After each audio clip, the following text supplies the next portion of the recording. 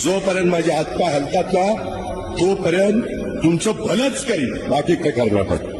मी काम करून दाखवलं, मी कामाचा माणूस आहे. मी सत्तेसाठी उभा राहिलो नाही, मी उभा राहिलो कारण महाराष्ट्र थांबू नये. शेतकऱ्याच्या जमिनीतलं पाणी, कामगाराच्या हातातलं काम, तरुणांच्या डोळ्यातलं स्वप्न, हेच माझं राजकारण होतं. निर्णय कठोर झाले, आवाज चढला, कारण वेळ कमी होती आणि काम प्रचंड होतं.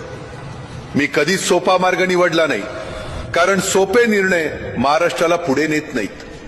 लोकांनी माझ्यावर राग धरला असेल, पण मी कधीही महाराष्ट्रावर राग धरला नाही. हा महाराष्ट्र माझं कुटुंब आहे आणि कुटुंबासाठी माणूस शेवटपर्यंत उभा राहतो. आज जर माझा श्वास इथे थांबत असेल तर मला एकच समाधान आहे, मी महाराष्ट्रासाठी जगलो. माझ्या नंतरही काम थांबू देऊ नका, कारण सत्ता येते जाते पण लोकसेवा अमर असते.